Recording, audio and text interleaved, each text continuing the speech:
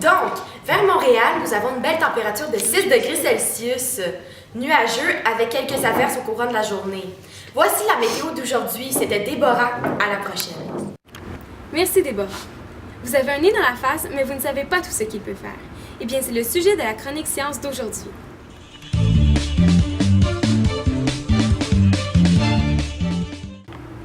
Nous avons les docteurs Lise, Cunégonde et Simone qui vont nous en apprendre davantage sur cet organe.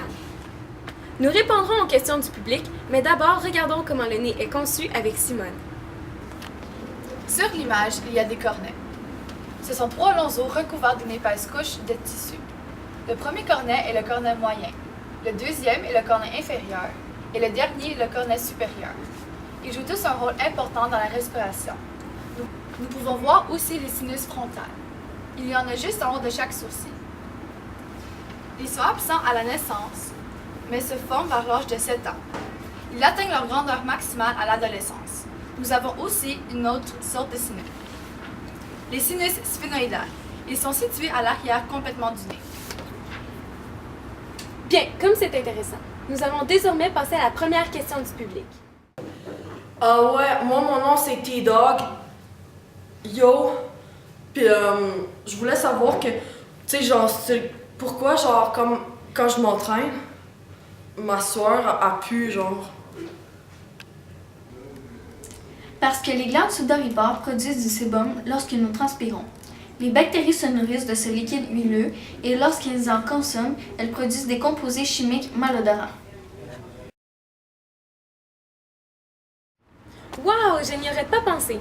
Passons à la prochaine question par téléphone. Oui, bonjour.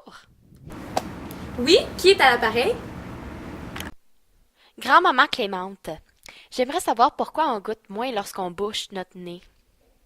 Le goût et l'odorat sont intimement liés. Les papilles gustatives perçoivent des sensations de sucré, de salé, d'acide et d'amer, tandis que l'odorat détermine la nature de la substance. Par exemple, c'est la langue qui détecte le sucré, mais c'est le nez qui permet d'identifier le chocolat ou le caramel. La cavité nasale débouche dans le pharynx, juste derrière la l'huile.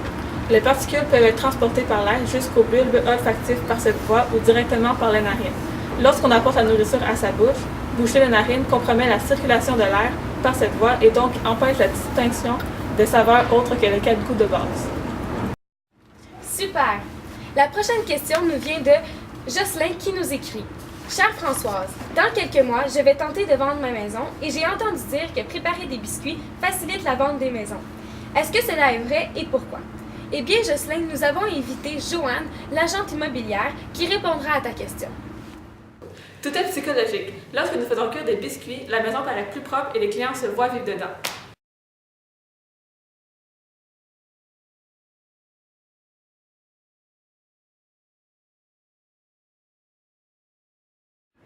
Ah oui, je vais m'en rappeler lorsque je voudrais vendre ma maison. Passons à la prochaine question qui nous vient du public.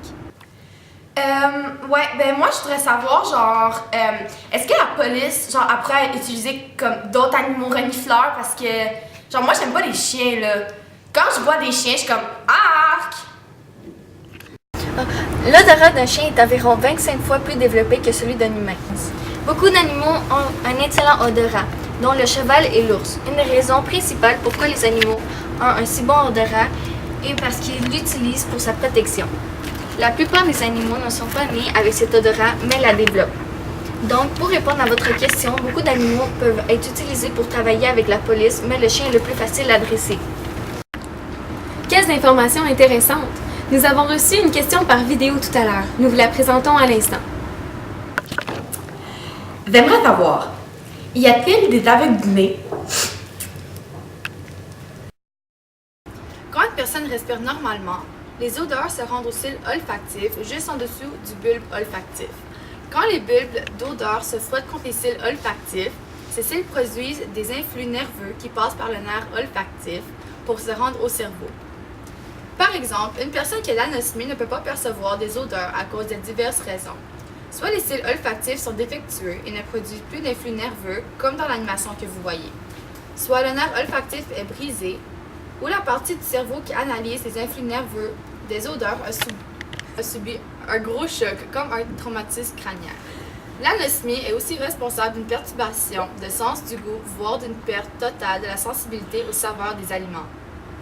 Mon grand-père souffre de cette maladie. J'ai appris que l'anosmie acquise peut mener à la dépression et à une perte de la libido, et qu'elle peut être causée par l'excès de tabac. Hey, vous m'impressionnez.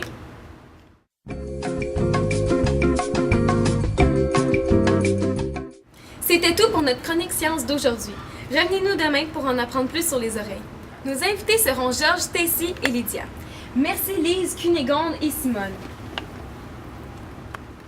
À demain pour une autre expérience enrichissante.